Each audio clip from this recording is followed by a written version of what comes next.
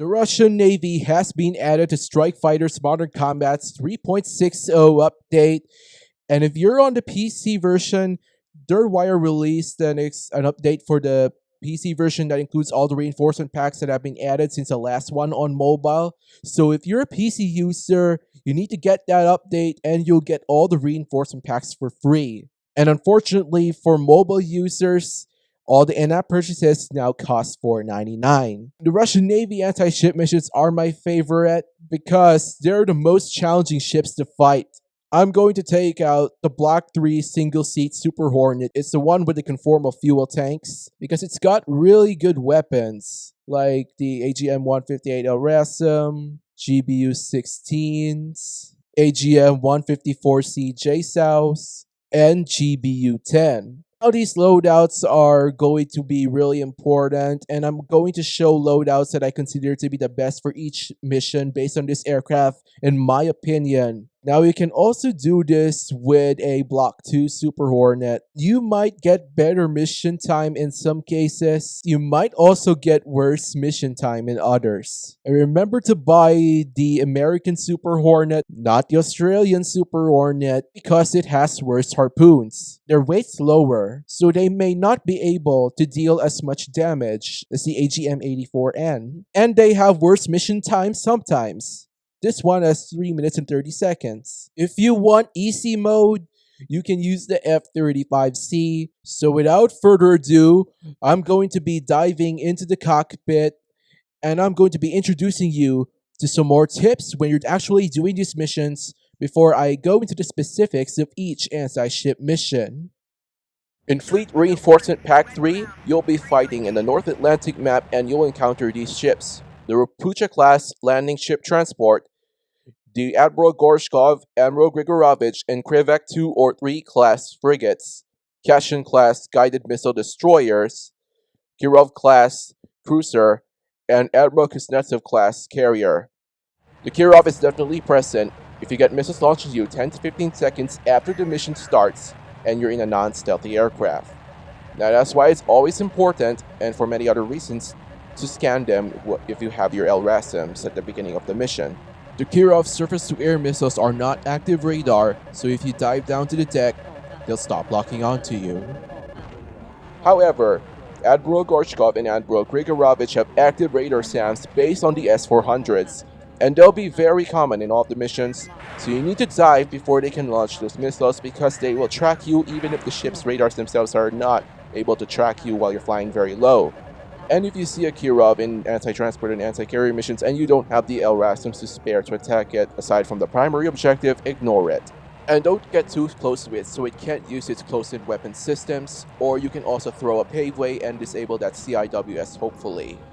In the first anti-transport mission I showed you, I loaded 4 LRASMs and 3 GBU-16s. This is from when I was still learning how to do the anti-transport missions against the Russian Navy. So unlike that Fleet Reinforcement Pack 1 against the Chinese, I discovered that there are up to 5 Rapucha class LSTs. I don't know if this applies to the Chinese landing ships as well.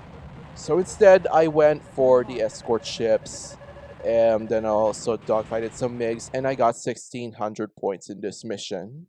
For the second anti-transport mission, I'm using a high-risk, high-reward loadout of 6 GBU-16 paveways and 5 AGM-154C JSOUs.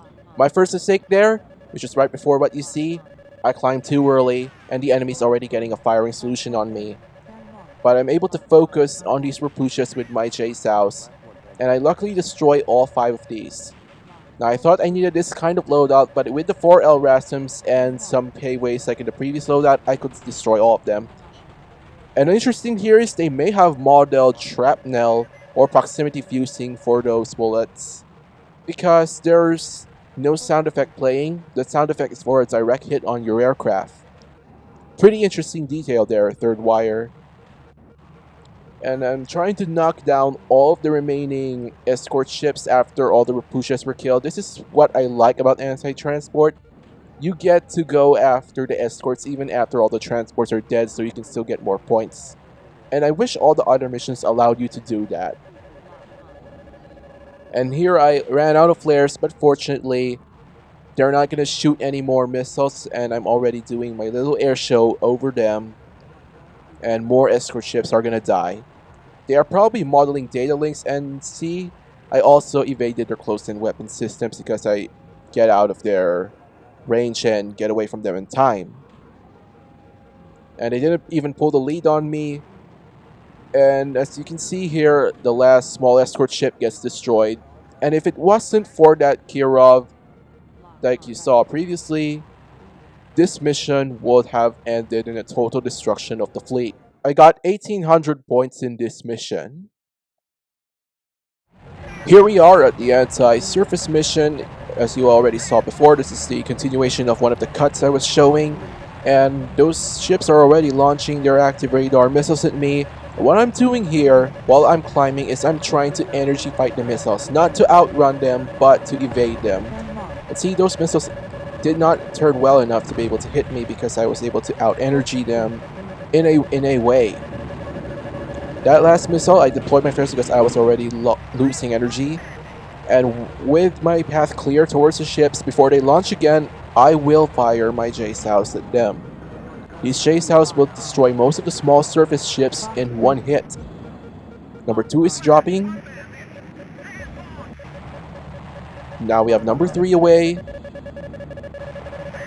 Number 4 is away. And number 5 is away.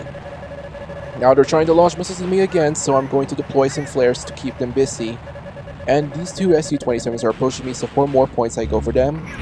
M61A2 Vulcan is extremely effective in head-ons and even for sniping.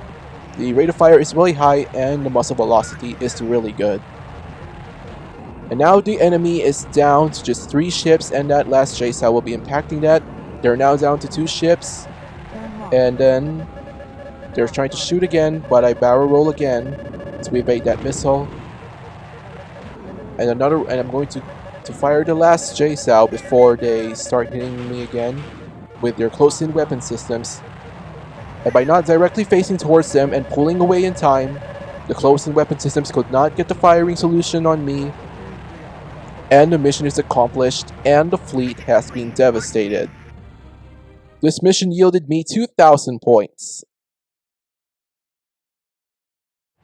Our final mission is an anti-carrier mission against the Admiral Kuznetsov, and I'm launching my 2 LRASMs here between the first and second circles on the radar so that these missiles will be as fast as possible. The first one should take about 50 to 70% of Admiral Kuznetsov's health, and the second one should surely sink it. If I was against Kirov and Kuznetsov at the same time, I would load 4 LRASMs instead of 2. And I'll have a GBU-10 as a backup in case either Kuznetsov or Kirov survives the 3 LRASMs. I'm gonna fire at them. 2 on Kuznetsov, 1 on Kirov. And see the benefit here as I'm climbing and very fast and my J-Sows are locking on. This helps me to attack the ships while I'm doing my climbing maneuver, which will save me time. It will also weaken their data links faster, and as you can see, there are 5 missiles here. I'm deploying a flare, and they won't be able to lock on as much anymore when those 3 J-Sows hit their marks. Now I'm going to be able to re-engage after my climb to 15,000, 16,000 feet. And I throw my last J-Sow. I'm switching to GBU-16s to deploy a flare in time to evade that missile. This ship is now going to be history. And here are AESA-equipped Russian fighters, and I just evaded that CIWS by rolling a bit. It almost got a solution on me. And here we see some MiG-35s, 3 of them, and I'm going to go head on and use my extremely effective M61A1 cannons. We got shot down, this is number 1. We got critically damaged, and I shoot down the left MiG-35. So now I'm re-engaging the ships. Going to deploy my GBU-10 to reduce my jibe because enemy fighters are coming towards me. I'm turning towards that MiG-35 so I can try to get the deflection shot.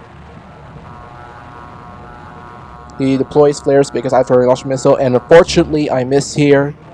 Now there's not much anymore aside from dogfighting, and I forgot to deploy one of my GBU-16s in another ship, and I could have gotten 2,700 to 2,800 points on this mission. Now we got these 3 two MiG-31Bs, and both of them got shot down because of my extremely effective cannon. And that said, I really enjoyed the Russian anti-ship missions. They're the most fun. The Russians really got the best equipment. Got me really wanted to use an OP plane for an overpowered solution, for an overpowered problem. And see you guys next time.